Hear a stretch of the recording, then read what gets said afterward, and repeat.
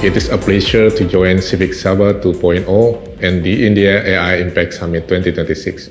I am Setiaji, Senior Advisor to the Minister of Health and Health Technology, Republic of Indonesia. Our Minister of Health sends warmest greetings to all of you.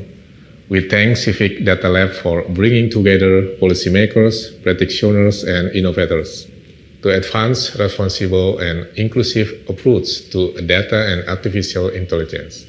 Climate change is increasingly shaping public health risks, from heat stress and air pollution to vector-borne disease and extreme weather events. Robust data systems and responsible artificial intelligence enable us to better participate these risks, strengthen early warning mechanisms, and guide timely and targeted public health response. Indonesia is currently applying this through our Satu Sehat platform and establishment of Healthcare AI Task Force. India and Indonesia share common climate vulnerabilities and development priorities.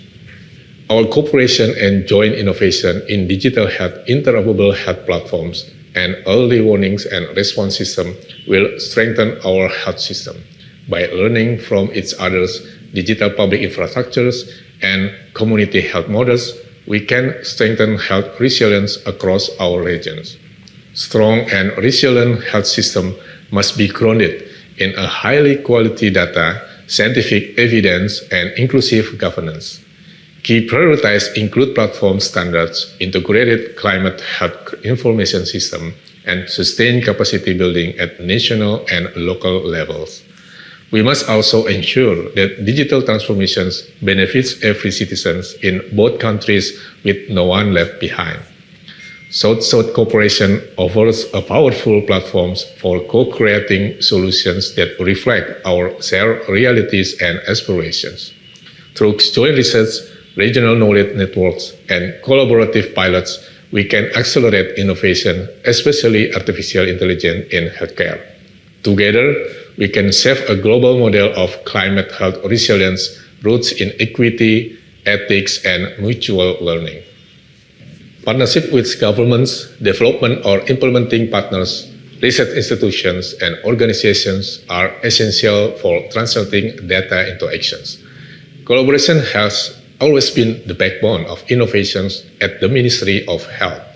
These collaborations can support policy design, strengthen monitoring systems, and scale digital public goods for public health and climate resilience. We look forward to deepening such partnership to strengthen institutional capacity and evidence-based decision-making. Distinguished colleagues, ladies and gentlemen, responsible AI and strong data systems must serve people, protect the planet, and strengthen public trust. Together, let us build solutions that will transform the futures of our healthcare and inspire change far beyond our borders. We wish Civic Sabha 2.0 every success. Thank you. I'm unfortunately not being able to be present in person in this occasion when a wide-ranging stakeholders are present for the Civic Sabha. But my best wishes. I may add that we gather at a pivotal moment in the evolution of artificial intelligence as it transitions from experimentation to meaningful execution across governments worldwide. The upcoming AI Impact Summit similarly emphasizes the tangible impact that AI can deliver for societies. As the Indian chair and co-chair of the Working Group on Democratizing AI Resources for the India AI Summit, I have had the privilege of engaging with government representatives from multiple countries alongside international organizations and knowledge partners. A shared concern emerged from these discussions that the uneven concentration of critical AI resources, including compute infrastructure, high-quality datasets, advanced models, and specialized talent. This imbalance risks excluding many nations, particularly in the global south, from fully participating in AI-driven progress for social good. Addressing this challenge requires collective action. Governments, academia, industry, and civil society need to collaborate to build a comprehensive ecosystem encompassing AI infrastructure, accessible datasets, foundational models, and skilled human capital. Such a holistic approach will ensure that innovation remains inclusive, enabling countries to harness AI in ways that align with their development priorities and promotes equitable growth. For a nation as diverse and dynamic as India, strengthening our data infrastructure is essential to inclusive development. Artificial intelligence offers unprecedented opportunities to modernize how we generate, interpret, and apply data in policy making, ensuring that decisions are informed, responsive, and impactful for every citizen. At the National Statistical Office in India, we are committed to building a modern and inclusive statistical ecosystem.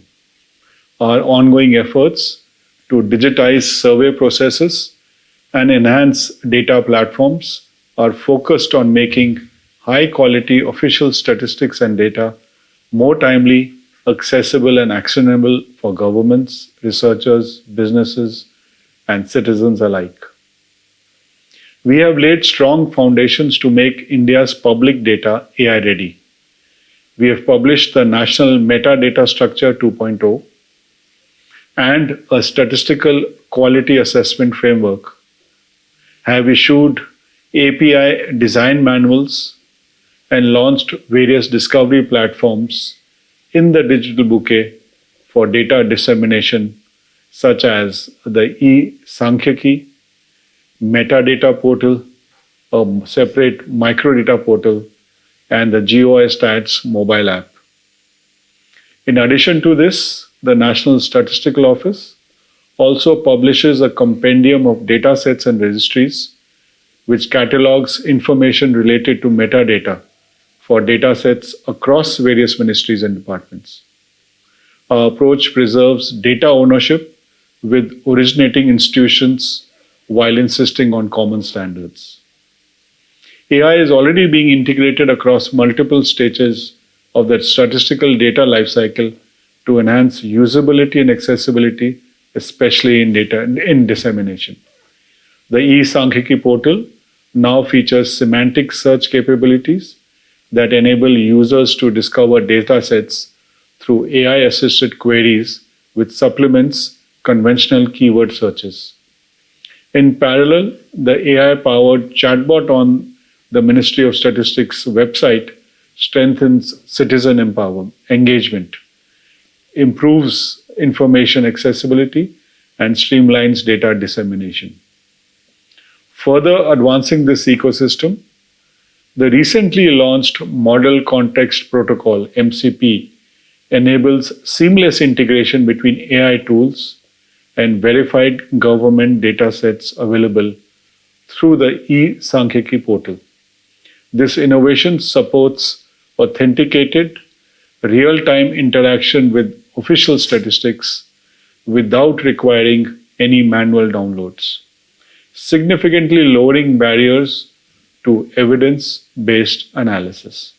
Yeah, thank you. And thank you to all the panelists for joining. Thank you to all of you, of course, for staying until the last plenary. And thank you to Civic Data Labs for organizing this event and for organizing it in a room with such comfortable chairs so that everybody has actually stayed. So thanks a lot.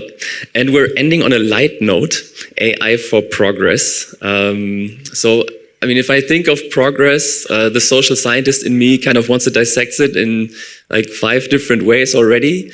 But working for an AI project at German Development Corporation, I think for us, in a nutshell, it really means promoting local and open innovation by and for local stakeholders.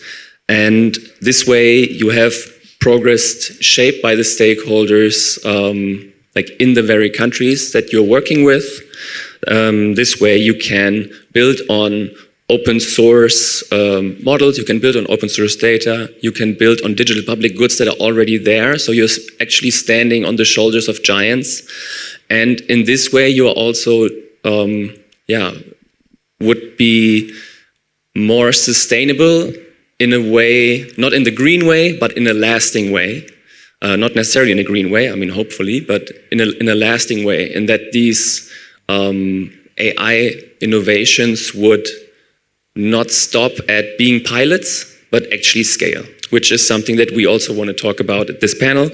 And maybe also the open source and digital public goods approach resonates with some of you during your responses. And actually, Alok, I would like to start with you and ask where and how data and AI can meaningfully accelerate growth, economic growth, but also social good. Thank you.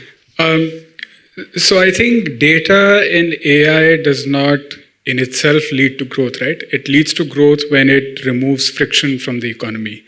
I was in a roundtable this morning on public financial management, and what I was saying there, I think will resonate here also.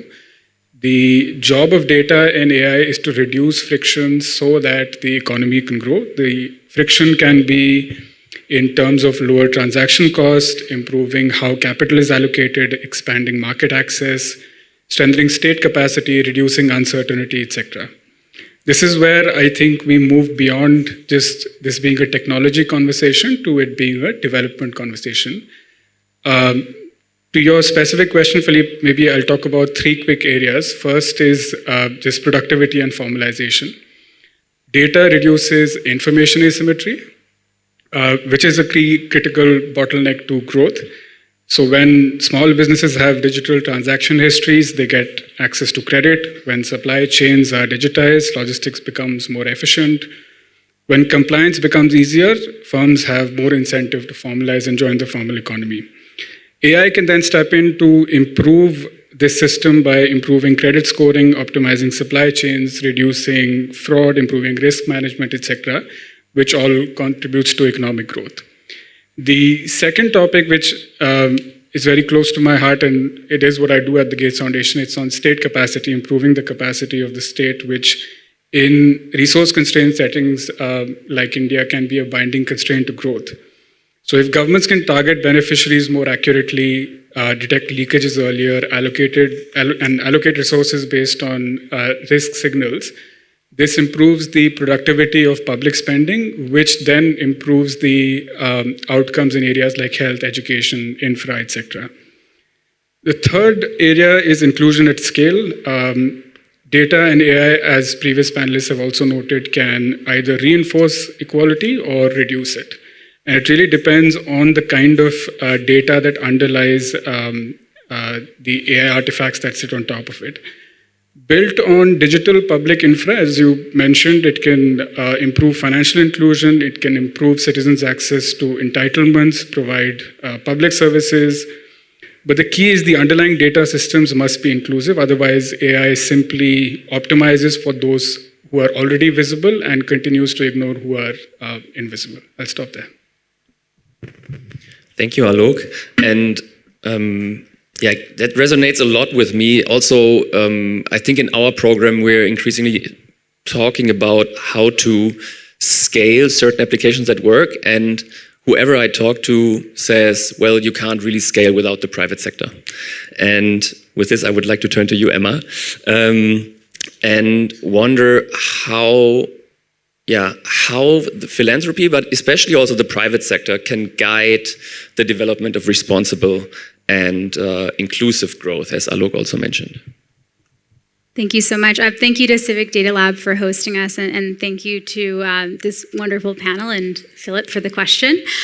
So the MasterCard Center for Inclusive Growth is the global philanthropic hub of MasterCard. We are a part of the company, so very much thinking through this question, right? What is the role of the private sector in driving the Sustainable Development Goals and ultimately inclusive growth?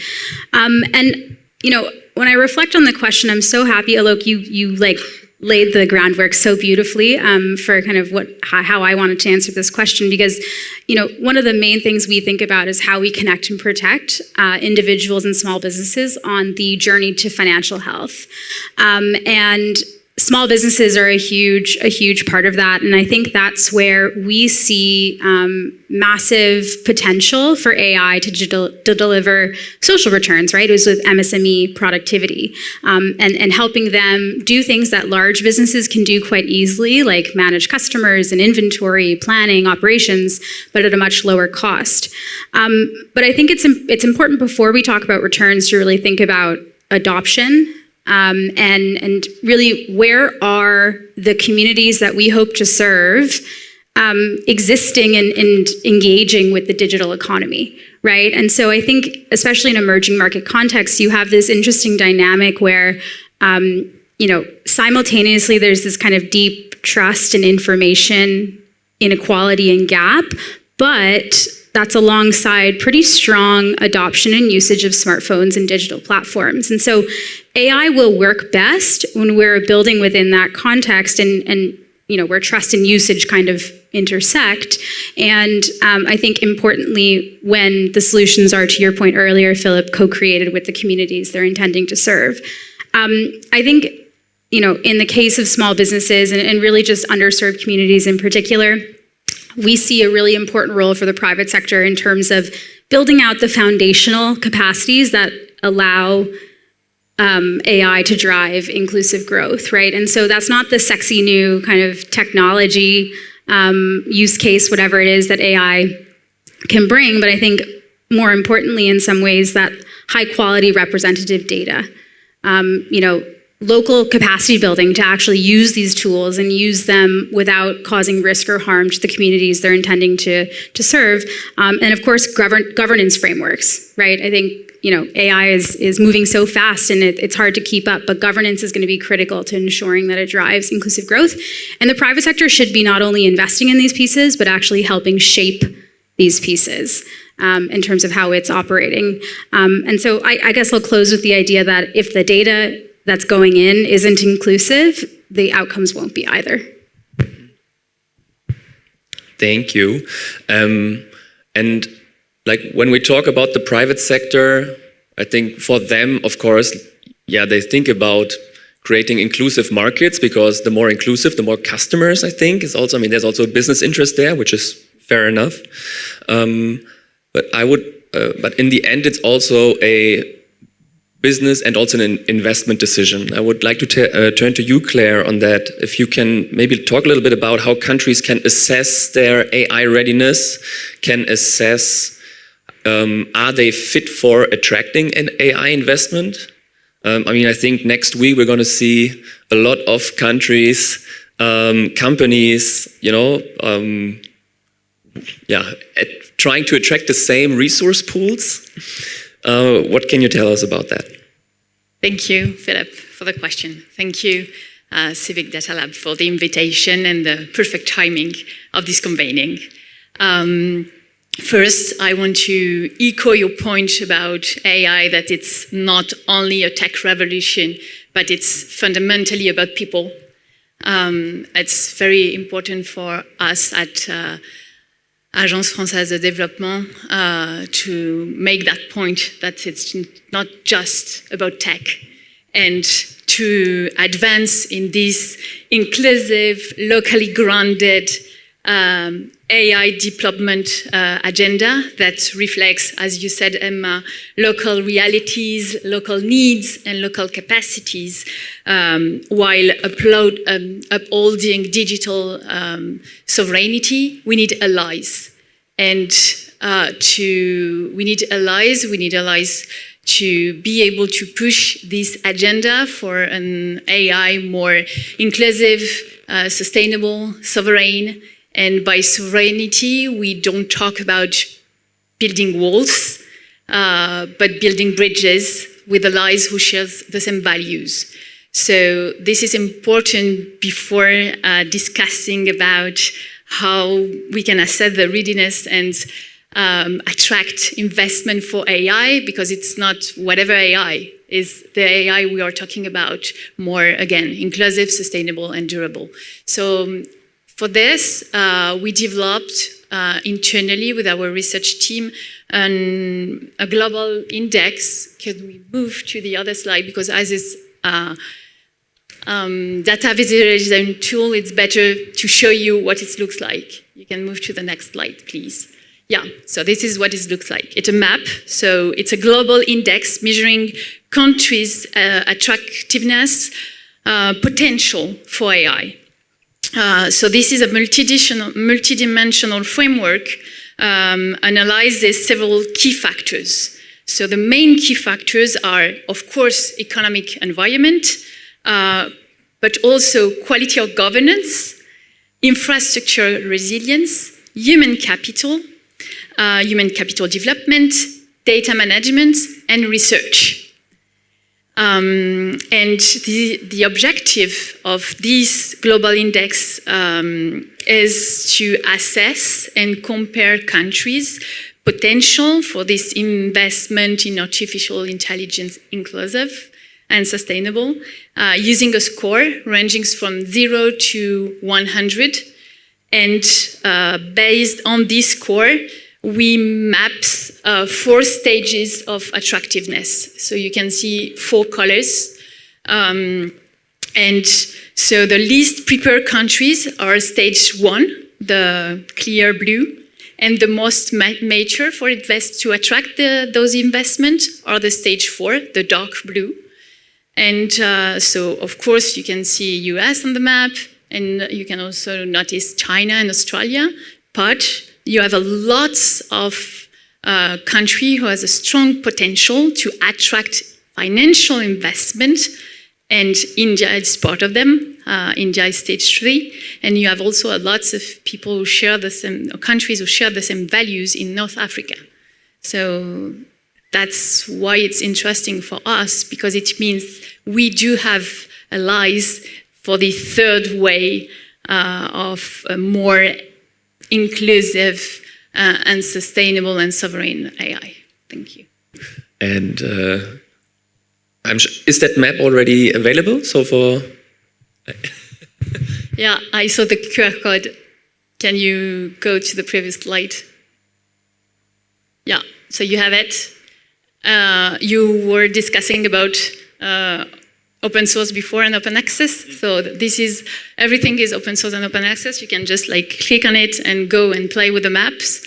I will explain it later in the discussion how it works. We don't want to be that tool to be a black box. So you have also all the research and the research paper available online. So if you disagree in the way we build the indicators or we aggregate the data, please feel free to reach out. We will be happy to improve this with you. Perfect, thank you very much. And one of the components that you mentioned that's important for attracting investment for, well, every country, I think, is human capital, you said. And I think when we think of AI and the, well, how AI ready the workforce is, gender always plays an important part because there still is quite a divide, both in terms of in the developers side, but also sometimes on the user side. And I would like to turn to you, Kanta, if you can maybe describe some of the pathways to close this gender gap in the AI economy. Sure. Thank you, Philip. And good afternoon, everyone. And thank you, organizers, for inviting me here. My colleagues have been speaking since yesterday, and I think it's a great opportunity for us to share our thoughts. Many a times, Philip, I think gender is an afterthought. Women are also there. And I see that in many big events, where women are doing side events, where the main discussions are happening somewhere else. Women are not part of that. So I think, and every time a new thing comes in the world, we think this is a great leveler. This will bring women where they belong. And then women get left behind. So I may sound like I'm criticizing what has happened, but I'll come to the solutions and the opportunities that exist today when we're talking about AI. So I think one is at UN Women, we think that artificial intelligence is the core, or in fact, let me put it the other way. Gender equality is at the center of AI's economic success and not a secondary metric. So that's point number one. Secondly, while it is redrawing the labor market map, here is an opportunity to balance that and change that. So the opportunity lies now. How does it play out in the labor market and say women's labor force participation, for example? Women are not sitting where the decisions are made. The jobs are designed and job titles are designed keeping men's skills in mind. And women are less likely to apply for those positions where some particular engineering skills are mentioned. I think that's where the problem starts. But the pathways and there are multiple areas where we need to look at to bring women into the discussions and also design AI solutions keeping women's specific needs in mind. The first point is to get data on where are women today, in what roles, in terms of skilling, in terms of education, in terms of using AI for better prospects for themselves. So the data is not available, which is really scientific, which can also clearly give evidence to the policymakers to say, okay, this is where we are and this is where we need to be, and women have to be the drivers of that change. So that's number one. Second is skilling. We need to map who is investing in women's skilling and what kind of skilling. In fact, with AI, women should have been the happiest people in the world because this doesn't require us to lift weights, right? It is the simplest thing. If men can do it, women can do it better. So it was a great opportunity to involve women from the very beginning. So the design has to be centered around people who have been left behind, particularly women, because we're talking about human capital. The talent pool that lies in 50% of the population lies underutilized. So that's number two, the skilling part. The third is hiring part. How do companies hire people? That's the third thing. And there are multiple things we can do at hiring levels, starting from writing job descriptions to the title. We are focusing on title rather than skills. And I think that's where the problem is. And women are less likely to mention their soft skills, or which are not soft, actually, these are the hardest skills, which are in need today. But women don't mention those things. Women also don't mention their engineering skills, and particularly social engineering skills. They don't mention that, and as a result, they don't apply. The kind of questions that are being asked. And the last one is the governance and leadership of AI. Now, where are women making decisions about getting more women on board? Where are civil society organizations that are sitting on the table and say, this is right and this is not right, this is inclusive, this is not? So the biases that existed in the world so far continue to perpetuate using AI. And you can see thousands of examples how AI is being used to also dehumanize women in multiple forms, and I think that is worrying. So we need to think about all these things, the opportunities that lie. One definitely is we start paying attention to the basic education of girls, where there's still a gap that exists, number one. Skilling and reskilling both, actually. Women are already in workforce, some of them, if they could be reskilled on AI, but in a way that suits them, because they also carry the unfair burden of care work on them. So we have to keep those specific needs in mind, number two. Third is we need to change hiring processes to bring in more women. And I was talking to a woman who was visiting from USCCF for the AI Summit, and she's saying, we have stopped asking for degrees. We have stopped asking for the education. We are asking for skills. And it has changed the way our team works together now. I think those are some of the smarter decisions we have to make now. And the last one, again, the opportunity lies here that bring women at the center of where AI solutions are designed and where women are taking decisions about their lives, including health. I was listening to Neeraj, and people who are working in the health area, how much investment is going on women's health, their bodily pain, their menstrual cycles, what happens to women's bodies and reproductive health. I think there's a lot more investment that needs to happen in that area, and artificial intelligence can bridge that gap faster and can relieve women of the burden and the pain that they go through. I think here's a great opportunity for us to not be left behind and then rethink about it after 20 years and say, oh my God, what happened? Where did we miss this? And trust me, if we are not mindful and thoughtful, we will miss the bus again. And women will be left behind again. And countries that don't benefit from this workforce will also suffer then. Thank you. Thank you, Kanta. And yeah, I can definitely echo the importance of soft skills also in AI development. I mean, because there's also so much translation work to be done between the different sectors. You can't just have AI engineers jump into the health sector and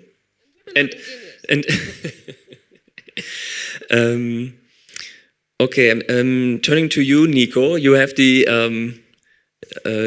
role for me in the first round to be the bridge to the Impact Summit because the Netherlands were the co-chair of the working group on economic growth and social good.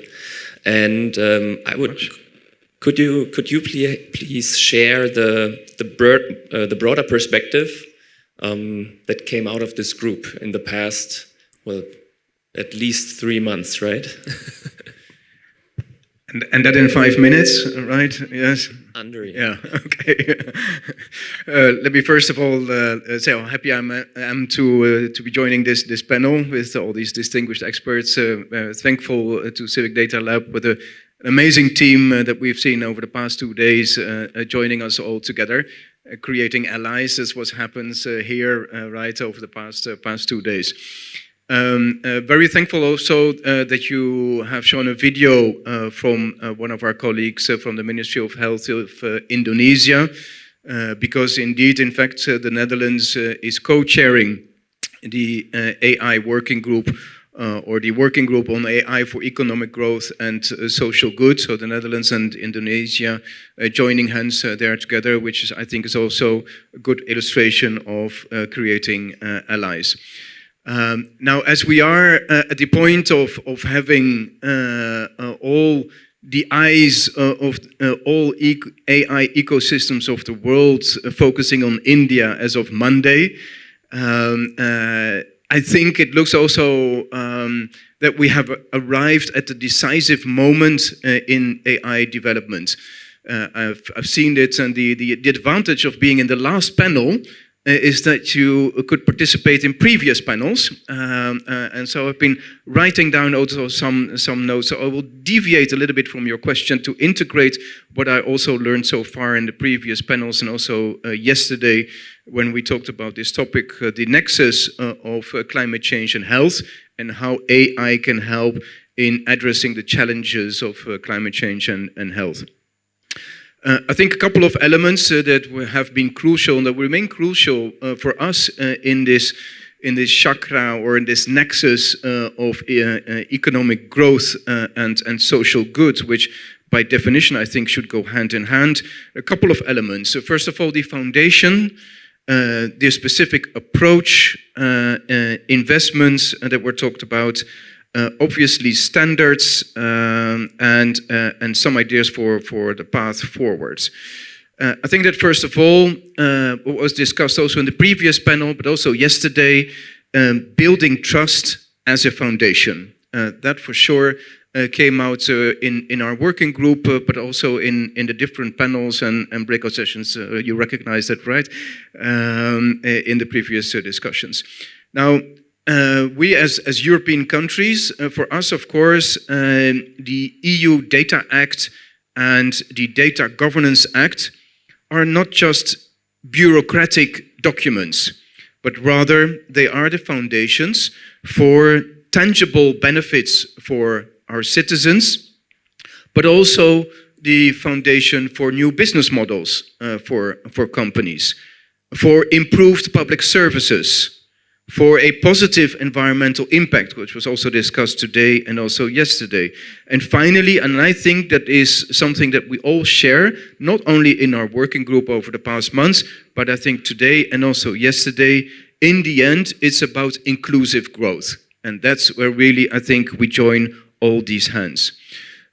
Very specifically for us in the Netherlands, which is I think also a little bit illustrative of what we have been discussing now and also in our working group, is public-private partnerships. What we do also in the Netherlands in the field of also AI is the industry working together with the public research infrastructure, with civil society as well. And in the field of health, which is my particular focus of expertise, including also patient federations in all new AI solutions to be applied in the field of health. Investments in the long term, in the panel was partially also already touched upon in the previous panel as well. What is very important, what we discussed also in our working group, investments in the long term, in financial terms, in infrastructure, and people, as rightly pointed out by you as well. I will not touch about the financial point, but the infrastructure, what I see in different countries and what we share is, for instance, also in the Netherlands, we are building a huge AI factory, which is stimulated by the government. And why? Because we want to lower barriers to access to high-performance computing, especially for SMEs and startups, but also for researchers within the public domain. Access to this high-performance computing should not be limited to a happy few, but rather here again, the message is inclusive growth. Human capital, I think it was already mentioned, and I can only subscribe to that, also what was discussed in the data in the working group. We need an increase in data scientists, AI education, reskilling exactly, improving data literacy and ethical AI across all sectors. So it's not just only in one sector, but in all sectors. Because in the end, I think probably you will all agree that technology without skilled people is finally hardware, right? Basically. And the real impact comes from people who understand the opportunities and also the responsibilities that come with that. What was discussed in our working group, but also I think here today and yesterday, is the importance of skill. And I think from the audience came a question from the previous, for the previous panel, where to focus on and maybe where not to focus on. If you want to achieve skill, and that's what we want, I think the important thing is to focus on collaboration, having these allies, on real societal challenges, including healthcare, climate resilience, food security, and education. I think those really stand out as far as our working group is concerned. Then standards, of course, and shared purpose. That is really about interoperability. I think also in the previous panel, this was discussed. I see Claude in front of me.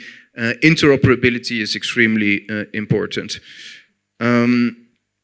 International standards, again, for data. Data quality, especially metadata and technical compatibility. They are not just constraints, but again, they are enablers in order to have AI innovations with a purpose. Data that cannot connect cannot create value either. So in a path forward that we see is with all these expertise that we have here in the panel, but also in the room and for the past 2 days, it is important that we can share together what each organization can contribute in order to have AI for economic growth and social good. What value do we want to create together, and how we can move from isolated efforts to shared ecosystems? Because shared prosperity requires shared commitment. Thank you. That was a very elegant way of dodging the question. I will come back to you with the same. But you know, maybe from the more high-level discussion on AI for progress and what the conditions are. Maybe we can go a little bit further down to implementation applications on the ground. And I would, like you already elaborated on it a little bit, Kanta, on how to make the workforce more inclusive and AI ready. But what does that mean for AI systems? How can we make AI systems more gender inclusive? So, Philip, I think we have to move from general designs to human-centric, but mostly gender-responsive solutions. I think that is where we need to start. But beyond that, I think it requires investment, as our previous speaker was talking about, the fact that much of the money that is available with countries in the AI space has already been invested or allocated for certain things. Unless we think about those solutions to be inclusive, it is going to be, again, not very inclusive, let me just put it simply. So that's one.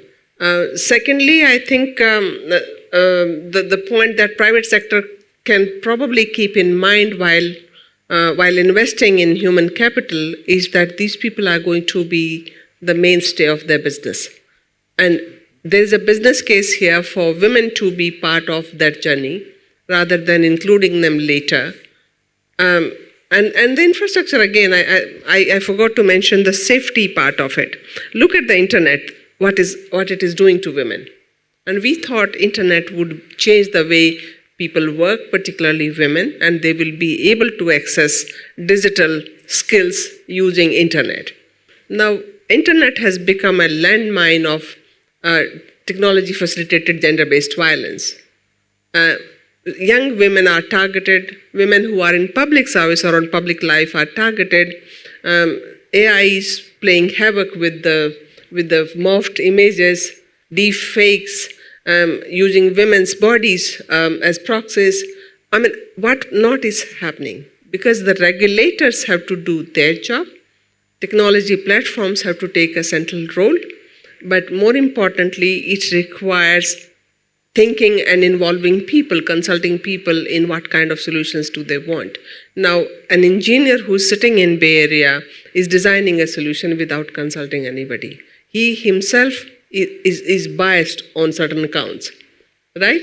So he's bringing his biases there in the system. So the designing stage, the pilot has to be inclusive and then it has to be scaled. I think that is where the problem lies. Women's leadership is absolutely critical in taking the final decision saying this is good to go. Otherwise, again, somebody else is going to make decisions about us, about our bodies, about our future, about our children. And that is not right and that's not acceptable. So, and the last thing that I would like to say is that it also requires people to notice things and point it out immediately. Yesterday, Government of India, there was a discussion for a long time that the images which are not right, which have been put without consent, have to be taken off within a stipulated period. We had a larger discussion, we called MPs and we had a discussion with platforms. Yesterday, government issued a statement saying it has to be taken off the internet within a period. I think 1 day's time has been given.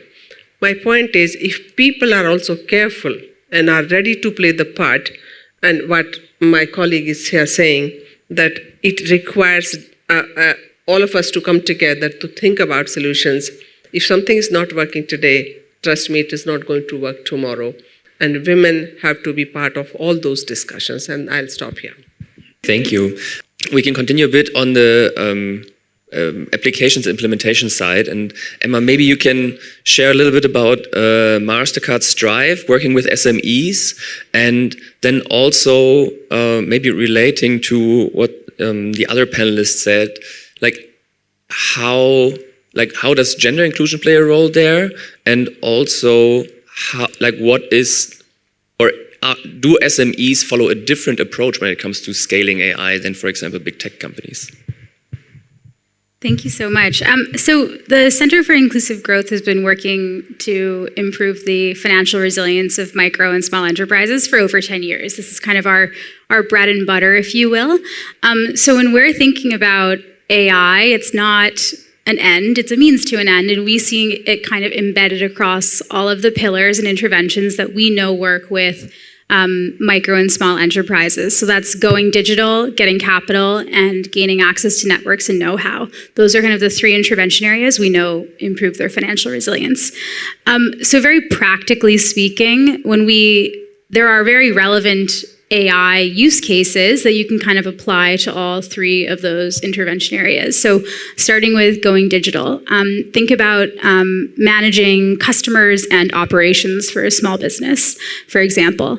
AI can come in to make them far more efficient and at a far lower cost. A really cool example in our portfolio is we've partnered with an organization called Buzzworthy Ventures here in India, which is helping small-scale beekeepers and smallholder farmers actually better manage their hives and in more real time using data collected from the actual physical hive and then in a mobile application.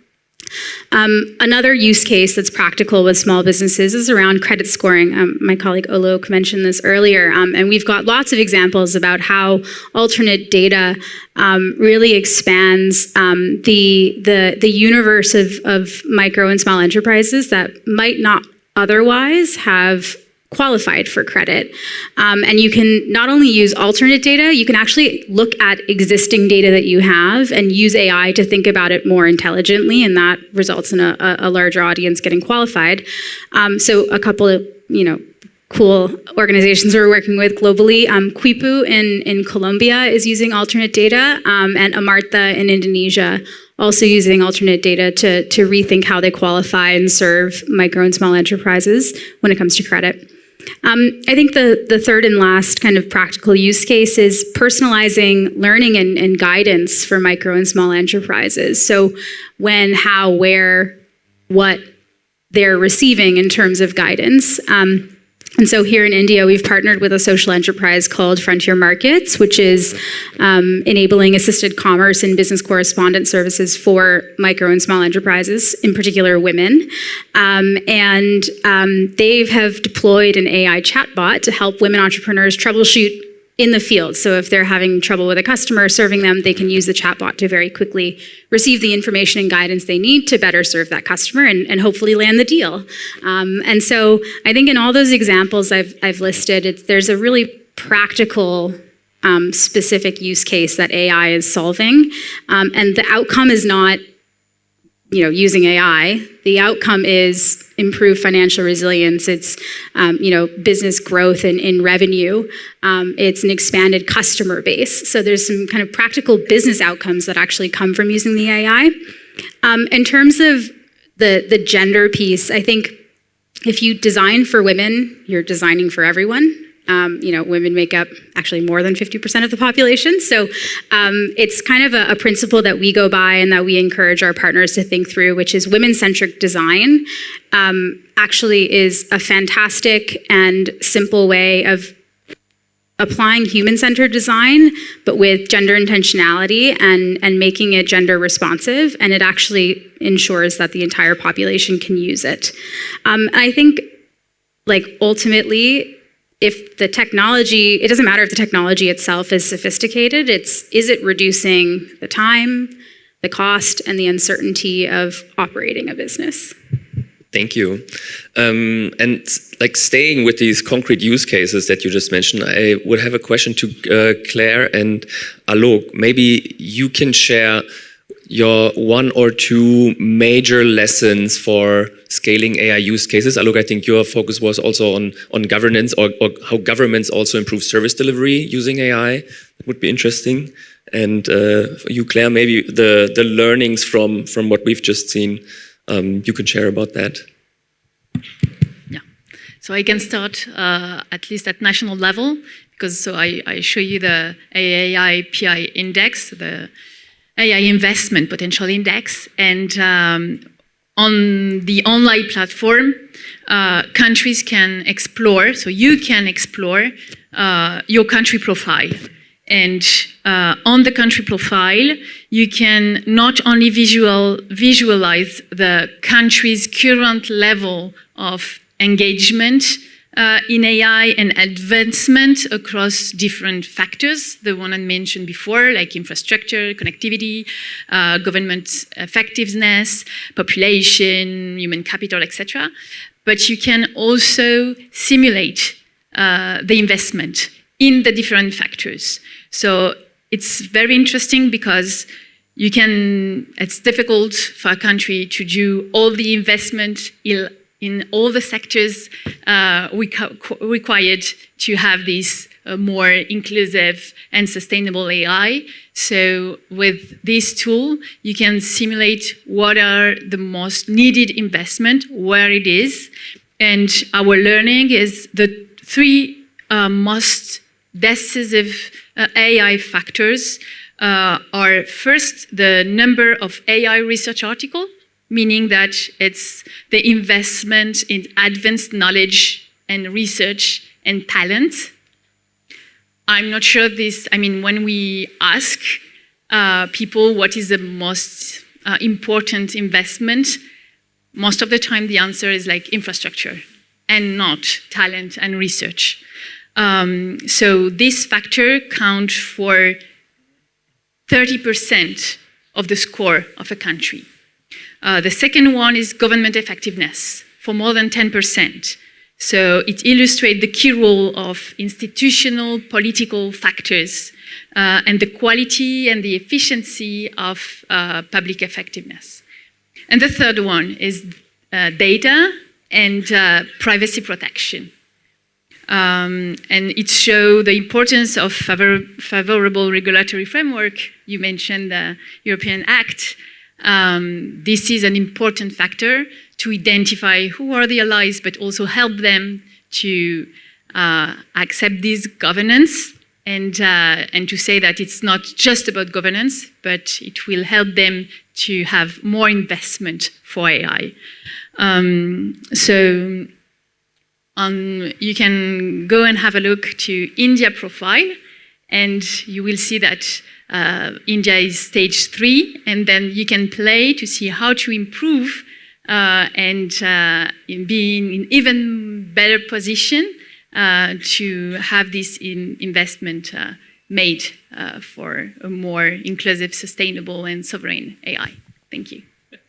Firstly, on government capacity, I think AI really amplifies what it sits on, right? So if the data systems are siloed, AI will amplify those silos. If data systems are interoperable and trusted, AI will make governance easier. Essentially, very quickly, what we need is shared data standards, especially fiscal data standards, interoperable systems.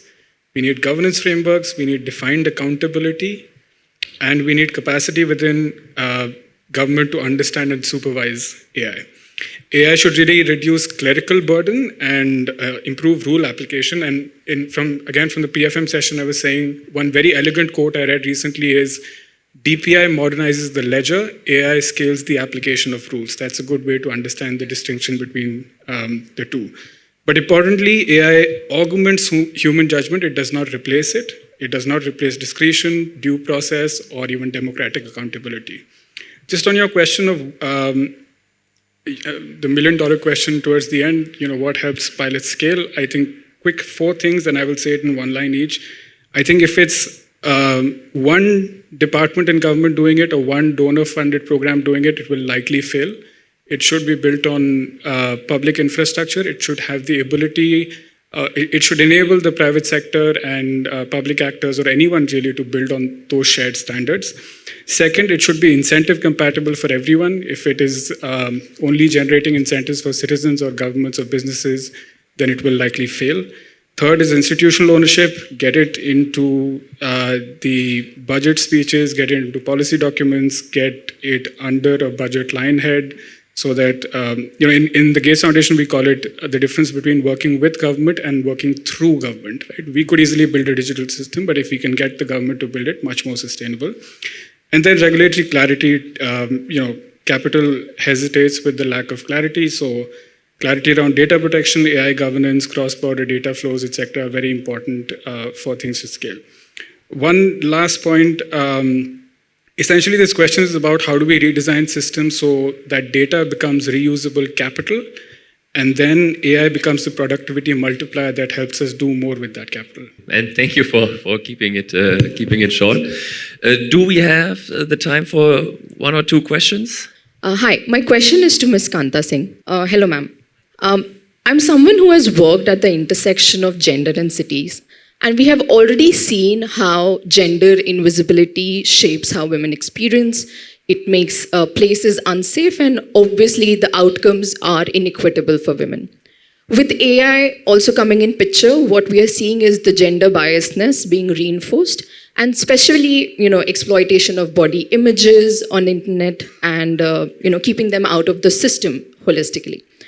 I would like you to throw some light, if you can, on how can, governance systems and institutions like UN Women, create some more regulatory bodies, governance systems, and influence how AI systems are designed in order to not ultimately, again, protecting women in the AI ecosystem, like the protector mindset that we have unfortunately been seeing when it comes to gender and women. And how can we make them more active participant of this space? Thank you. Thank you. I just talked about the interaction we had with MPs, and that we do on regular basis. So we bring the tech platforms and the MPs together to have discussion on all these issues. Last discussion we had was on technology facilitated gender-based violence. I don't know, because government must be getting a lot of inputs from multiple sources. But I think yesterday's order from the government reinforced my belief that if people speak up against a particular issue, government does take notice, because intent of the government cannot be questioned. They want to do good, they want to look good, and they want to also think good, probably, for the people. So that is one thing that people like us do, and I think that's very important. Setting accountability that Alok was talking about. Everybody in the system has some accountability or the other. Tech platforms have to take their responsibility. What can they do? Government as a regulator can also have many means to check on what the platforms are doing. Public has to be aware. Men have to talk about the violence against women online. The workplaces have to be safe for women to not only join workforce, but also thrive there. So I'm saying these things are very important, setting accountability, and women have to be aware about their rights. It's not that people will keep protecting them. Women have to proactively start talking about these issues in public forums and not be scared of being singled out and say, she's the one who's always being an angry feminist or whatever. Right? We don't have to be scared of those things. We have to talk about the issues that compel us to talk about those.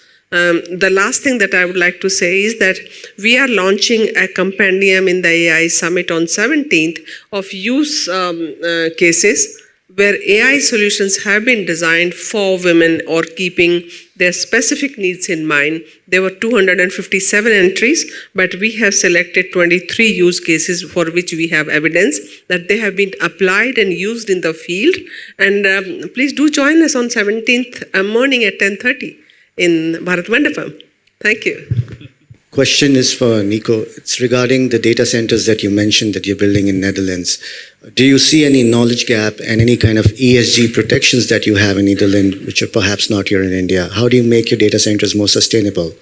That's a very good question. I think that there are different measures that are being taken also by different actors, both in the public sector and in the private sector. And I see that it is also very much in procurement rules that you see more and more this whole element of sustainability or green, as the previous panel said, that is being integrated.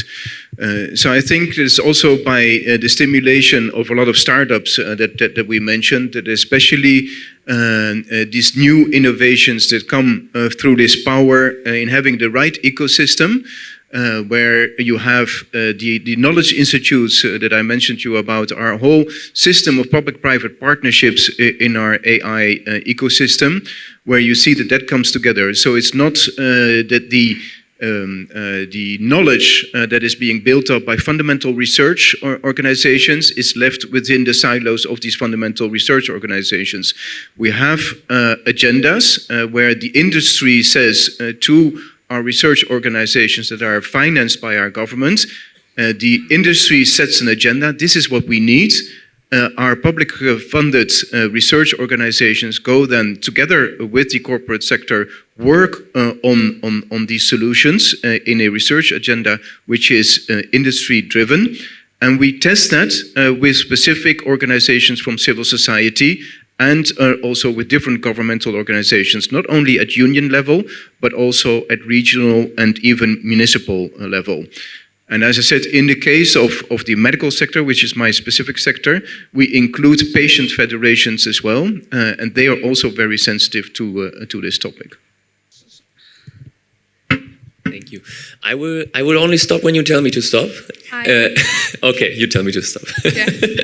Well, the good thing about Civic Saba is that like this continues afterwards, and I hope the panelists will be able to stay on for a couple of minutes for everyone to engage with.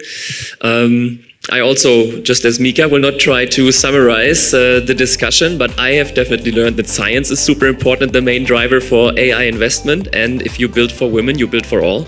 So that's my main takeaways. So thank you again to all of you, to the panelists. Thank you for staying on, and I think the next up is Haiti. Yes.